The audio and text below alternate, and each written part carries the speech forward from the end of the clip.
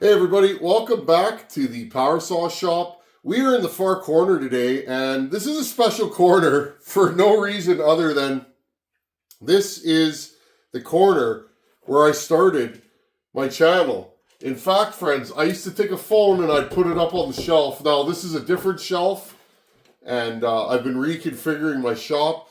Friends, if we hit another little lull in the action, I'm ripping my shop apart. I want to move some stuff around, reorganize, and I want to go through my parts bins, and anything that I'm not going to use I'm either going to pass on to somebody else or I'm going to get rid of. So that's what I've been up to.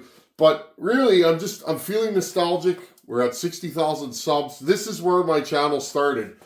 I would take my phone and I would lay it on the shelf facing down, and that's how I filmed my early videos. The first ones where you see me working on saws, it's here at this bench. Now, since then, we've moved over to the other corner and built shelves, and the collection's gotten bigger and bigger and bigger, but this is where I started. The reason why I started filming here, friends, and this might be uplifting to some of you, this shop used to leak like crazy. The roof was absolutely rotten, and what ended up happening is one day I went to throw some repairing supplies up on the roof, couple bundles of shingles, and they went right through the sheeting and ended up on the 3/4 inch plywood, which is the roof of this shop.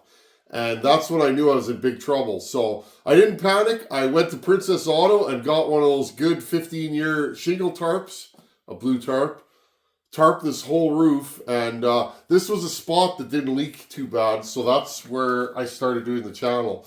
Since then, I've built new trusses. I put all new roof. I redid the entire sheeting on the roof. I put new shingles. I knocked the rotten building down that was attached to it, and we've been in the shop ever since.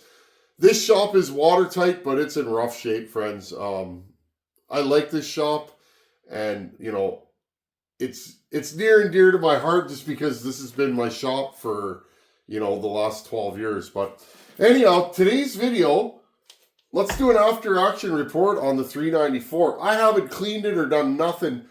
I finished noodling. I noodled about 1.5 cords of wood, both hardwood and softwood, the other day. I put 3 or 4 tanks through this. A lot of it was idling, a lot of trigger time, but I was really happy with this saw. We're going to talk about what I like about this saw and what I dislike about it. The compression has come up nicely, and it's a pretty easygoing saw to live with. A lot of you guys were impressed with it. This was built to be a high RPM, easy starting, good idling saw with good throttle response, and I hit all those marks, so I'm really happy with it. That's what porting is, friends. It's a little bit of an educated guess. You look at the timing of the saw, the case capacity, the transfers, the piston weight, all that stuff, and you make an educated guess and you go for it. It's not just, when you first start, you're just going to grind. After you do 10, 15 saws, I don't know, a certain amount, you're going to start to notice similarities. And if you do the same saw 5 or 6 times and try different ways, you're going to get an idea for what works in that saw. So anyways, friends, today's video, I'm going to bring you guys in close. Let's have a look at the spark plug, the piston. I'm going to pull this pipe off and give you guys a better look at this Dan from Missouri pipe. It worked perfectly. Really happy with this pipe. Danny, you did a good job, buddy. Several things I look at in a pipe, but again, I'll bring you guys in and let's just chat while I'm working on this. This thing's dirty. I haven't cleaned it off, and let's just enjoy having a look at the saw. It's one thing to port it, it's another thing to get it running, and then after it runs for a bit, you got to have a look at your work. At least I do. I want to know what everything looks like in there. So let's get into this saw and do an after action report. Okay, well, I grabbed a few tools here, and let's have a look, see. What do I need? I need a bar wrench. So we'll grab that and let's get the bar and chain off. That'll do. So what do I like about this saw? It's a very stable build. If you guys go back and watch this thing running, okay, notice it goes to idle really consistently, okay? After a cut, it goes down to idle quickly, efficiently, and the same every time. That's the sign of a stable build, in my opinion. When I was cutting up that log, just cut after cut after cut, what did you guys notice? It went back to idle. Now, part of that is the work I did to this saw. I do work to them to try and keep them cool, because to me that's very important in a work saw. Keep the saw cool, and it'll make more power for longer. Okay, we'll just put this on the shelf. And again, friends, look at that DGP oil. Look how much oil's on here. And if you wipe your finger down on this, there's a nice shiny, there you go. You see the shine? That's what you get with this stuff. I don't know. Scotty, that's the thing. Scotty speaks chemist. I don't know anything about that stuff. But he was saying they got the tack right. It sticks to the bar. It doesn't fling off like a standard bar oil does. I always thought flinging was good. It flung off good, so it's getting lots of oil, but this stuff behaves differently. It's hard to explain. Anybody that's used this stuff, I'm sure you understand what I'm saying. Okay, let's throw this down. Now, friends, once again, 576 XPG bar plate. Same as a 372. You guys notice there's a little bit of wear on there, but that was there before. And if you look, it slips right on. That's what I was talking about. If you guys look right here, I'll zoom you guys in because this is the important stuff. Right there, you see that line, friends? Top and bottom had that. What was actually happening, the chain was being grabbed by the case and it was taking the chain off. So we'll put this back on there and no problems with the chain coming off. Okay, so sometimes these little details get away on us. Okay, we'll put you guys back up here. Next thing I'm going to do is, somebody mentioned something that I didn't even think of. That a fella wants to make sure these clips are on, and the reason why is because you could see in the video that this was doing that. That actually holds the air filter down, and now there's nothing inside the elbow, but I mean, you put all that work into building a saw like this, it'd be nice to keep the fines out of it, wouldn't it? So, what do I like about this saw? Well, it starts and idles beautifully. Very, very consistent starter. It tunes good. I have no problem getting a good, stable tune out of it. What I don't like, I'm adjusting the low jet a bit much to get it to tune. About a full turn and a half, which is a little more than I would like, but it does tune. So a fella may need a bigger carburetor. This saw may be big and for a bigger carb, but I mean, for what it is and the power I'm making, I'm happy with it. If I went any further though, I have a feeling that this saw would want a bigger carburetor.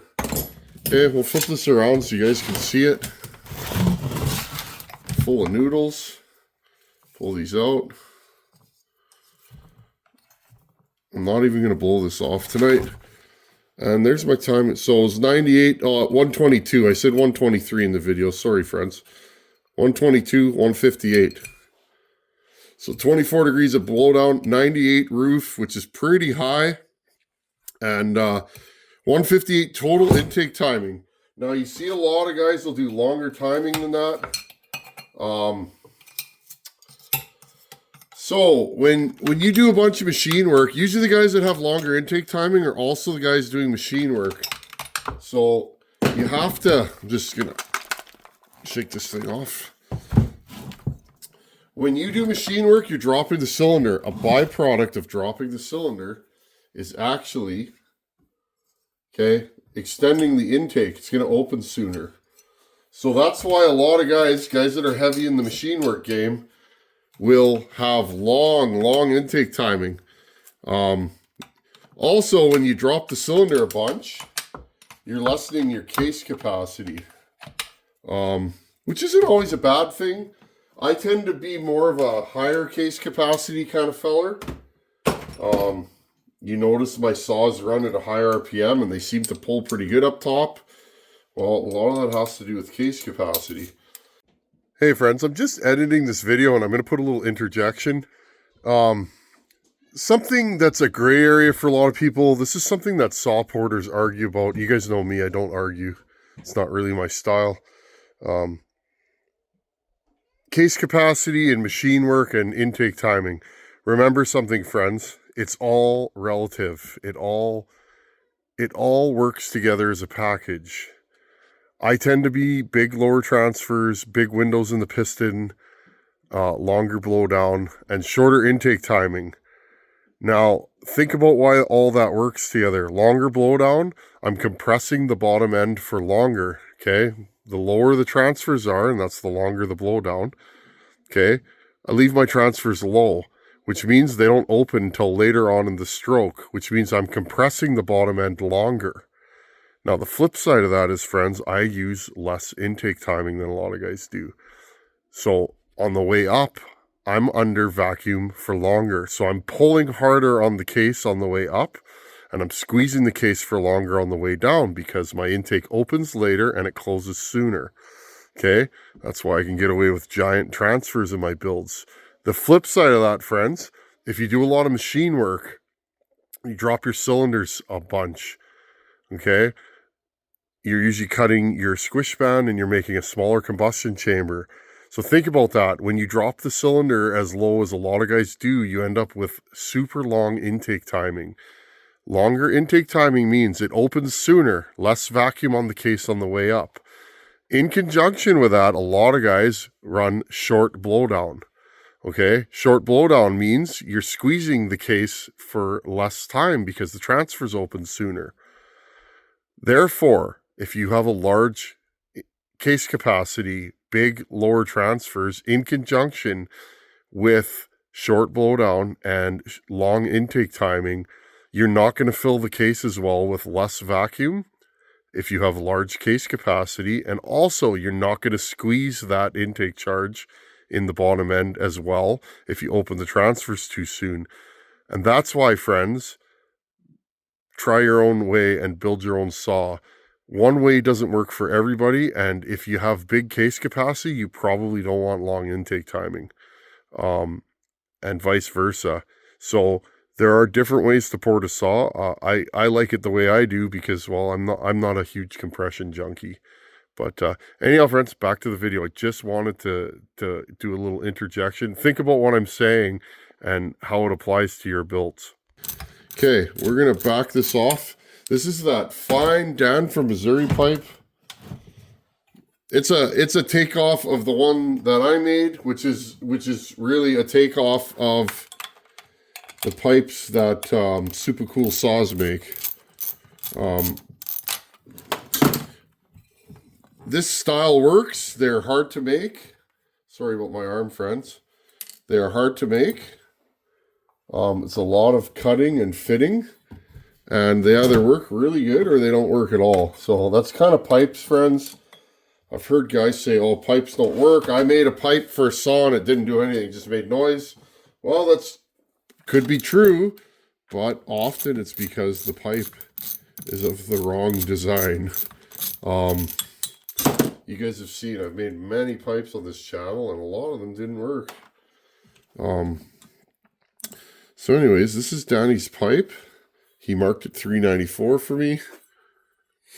What size is that? Well, here you go, friends. Just happen to have a tape measure. It's 1 3/16. Yeah, 1 3/16 ID is what we're dealing with here. And there you go. And I like this pipe. It works really, really well. And you can see where the hot spot is here. So this travels a long way before it hits massive restriction. Okay, this, friends, is one of the reasons why this saw runs so good. It is the pipe, believe it or not. It runs better with this pipe than the one that I made. Somebody was asking about the one I made. I'll go grab it. We'll measure that too. This is the one that I made and never painted. So it's 2-inch ID or OD tubing, 1 7/8 OD. That's all made of that straight across here. It's capped on either side.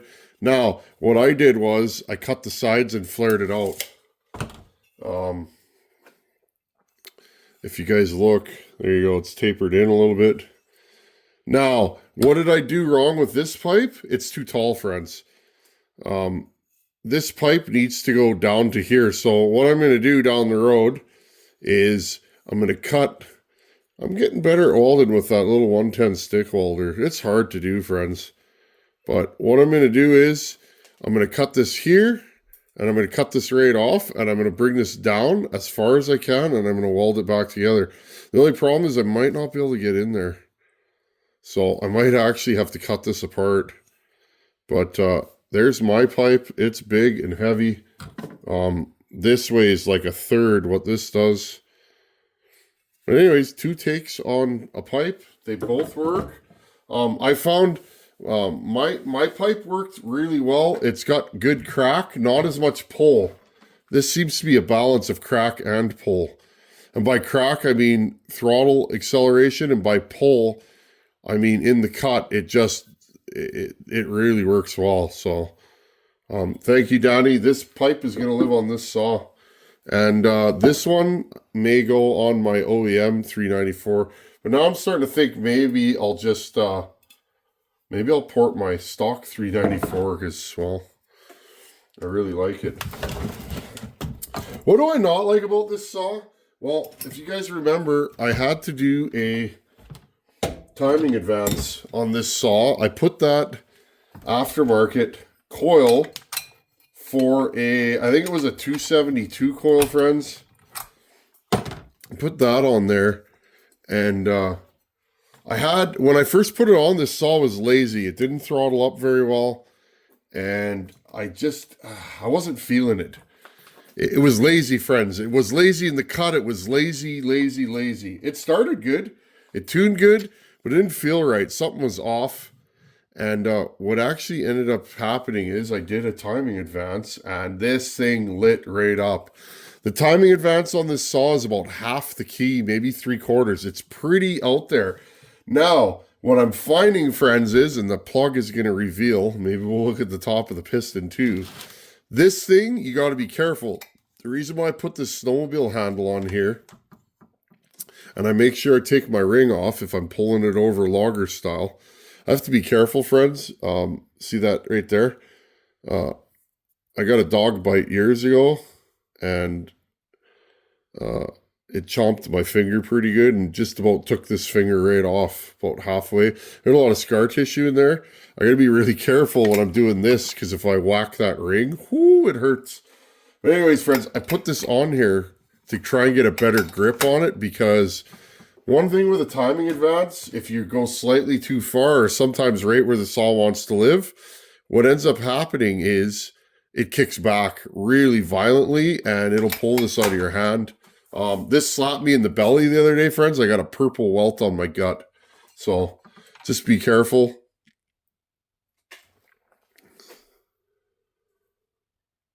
Let's turn the light on here.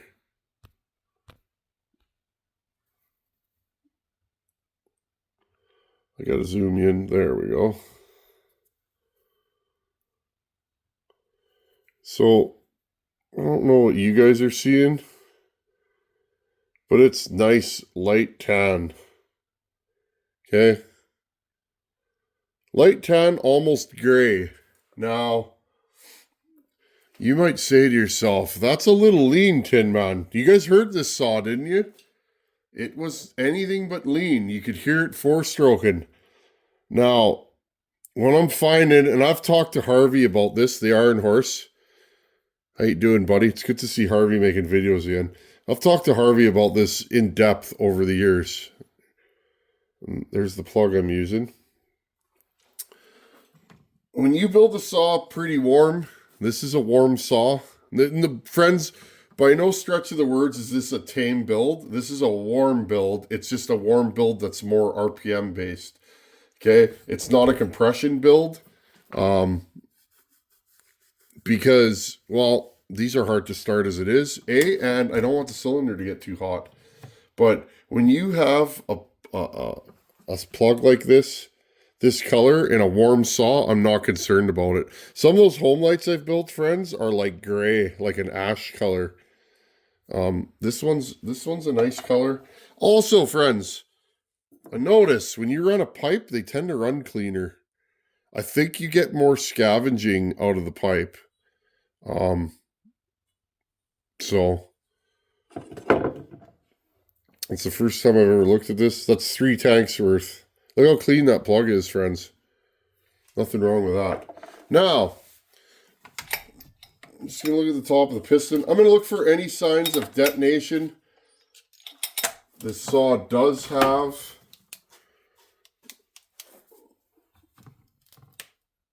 any pock marks on top of the piston. You can go like this too, friends.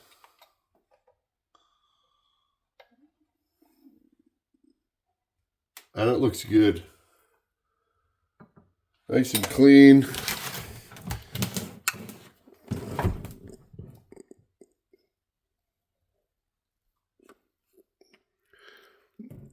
Now already, so this saw is not broken in yet.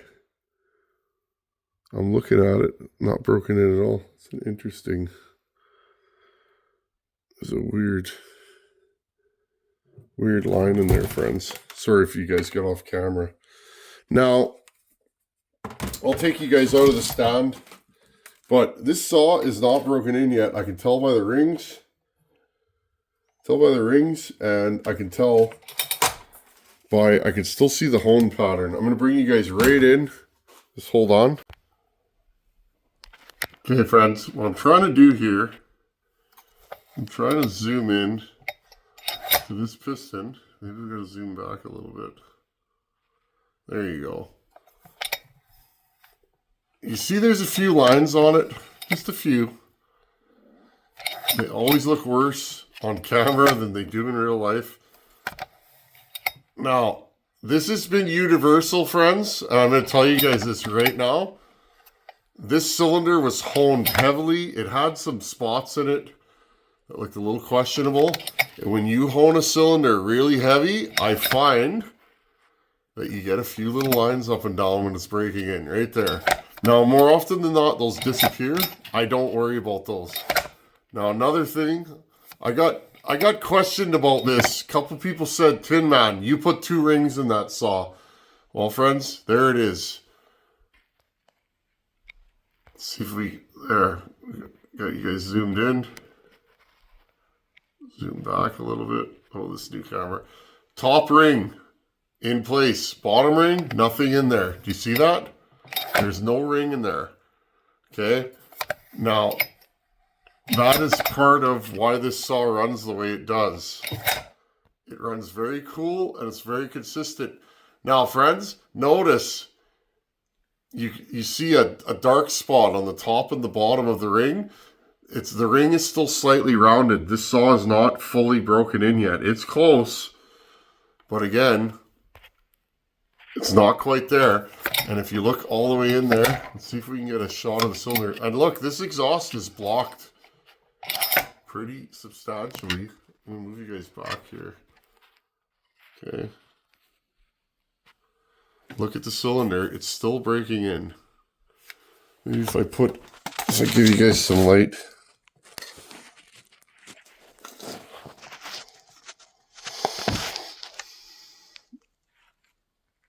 You guys see that? See if I can still learn. There you go. You guys see that?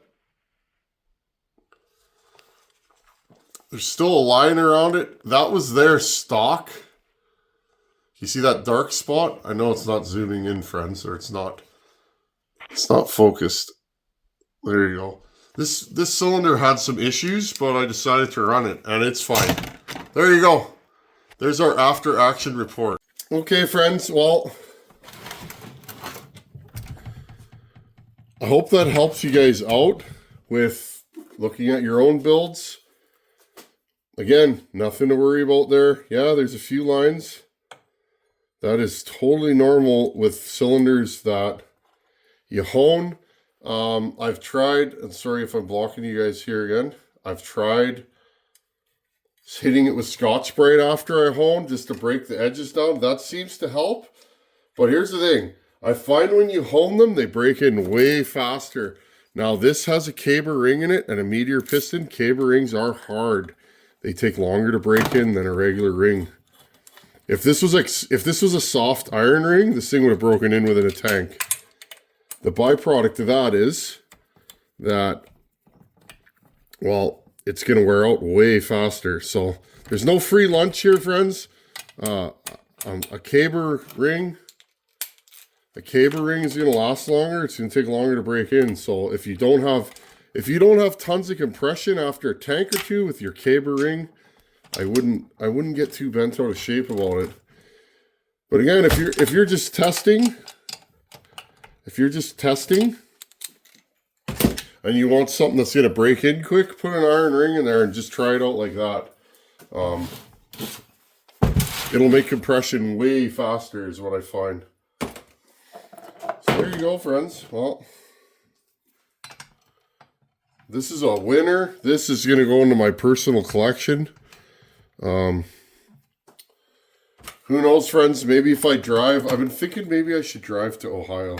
If I drive to Ohio, this would be a saw I'd bring. Definitely something that people would like to see because, well, there's not a lot of 394s left, and while a ported one is definitely a lot of fun. One thing I will say though, friends, these things are loud. This is probably one of the loudest saws I've ever owned because, well, it's 90 some odd cc's and it's got a pipe on it and it's ported. But it's definitely loud. It's not for everybody, but I like loud things. Loud is good in my books. Anyways, we'll just button this thing up. I'm so glad that you guys got to experience this saw with me because, well, it's a special saw. I've wanted to do one of these forever. You know what I'd like to look for next? A 395 to do. I haven't seen a 395 for sale in these parts in a long time. I could probably still get a brand new one. That would be fun to port. But they're not common in these parts. In fact, when it comes to 394s, I have two of them. These are probably two of the only ones that exist in this region. Maybe we'll have to do a 2100 next. There we go. Put this on there. Top cover. Clip. These clips, friends, are so loose. I wonder if I can bend these in a little bit and make them. There we go. It's a logging saw. It's been around a day or two. There you go. Woo. She's hard to pull. Anyhow, friends, that's what I've been up to. Like to do something else cool next. We're working on the Pioneer. There's a couple little things I want to do that Pioneer, and I am waiting for parts, so perhaps we will pull another one off the shelf and get it rocking and rolling. Also, friends, still looking for a Harley. And geez, Tin Man, you've been talking about that. Well, I want to find the right one, but here's the thing, friends. I am stuck in a time warp. My brain says I'm 20 and I want a dyno with a big motor in it like I used to have. But my body's like, hey, man, you're in your 40s now. You live on the highway. You need to cruise. So then I'm like, well, maybe I should get a bagger, go geezer glide and get on with it. But anyways, friends, I'm kind of strapped. I almost bought a Road King the other day. I never thought I'd be interested in a Road King, but there it was. looking at a Road King, so you never know what you're gonna like until you like it, right? So when I was in my 20s, I would be like, I would never be caught dead riding a Road King, but now I'm like, you know, that has a lot of merit. Anyhow, friends,